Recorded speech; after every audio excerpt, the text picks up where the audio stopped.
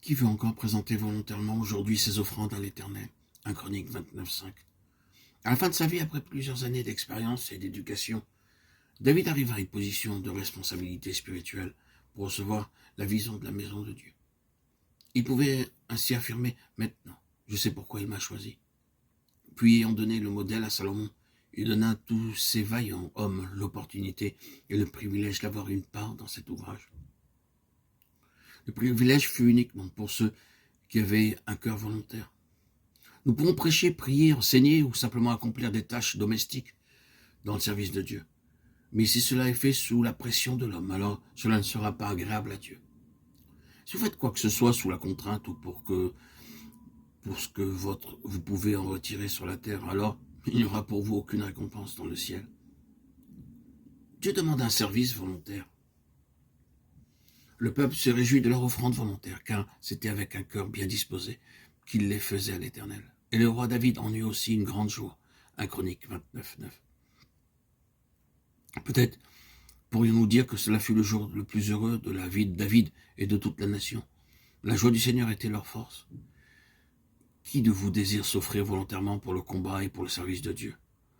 Non pas pour une soi-disant église terrestre, mais pour l'église céleste, son corps. Écoutez ces paroles, alors qu'il se tient devant vous avec ses mains percées en proclamant: qui désire se consacrer pour le service du Seigneur? Paraphrase de 1 Chronique 29:5. C'est ce qui procura à David une véritable joie. Croyez-vous que cela ne rendrait pas notre Seigneur joyeux si vous lui donniez délibérément et volontairement votre vie, votre argent, vos talents, afin qu'ils soient utilisés dans son édifice céleste? Alors seulement, vous connaîtrez la plénitude de la joie du Seigneur, qui est votre force. Ceci est, en vérité, la vraie joie. Et cela réjouira aussi l'Église entière. Et comme la fiancée fait la joie de son fiancé, ainsi tu feras la joie de ton Dieu. Ésaïe 62:5.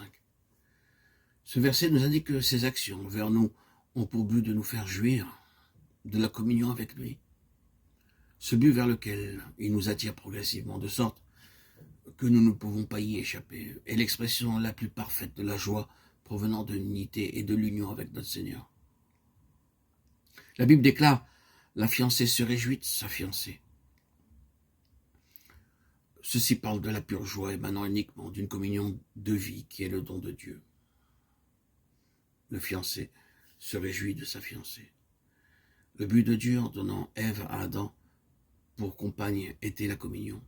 Dieu désire que nous ayons cette véritable communion. Ce mot « communion » est un mot unique dans la Bible et nul ne peut vraiment le comprendre, à moins qu'il ne soit né de nouveau. La communion avec le Père et le Fils est réservée exclusivement à ceux qui ont reçu de lui une vie nouvelle et qui demeurent avec lui, et en lui pour toujours.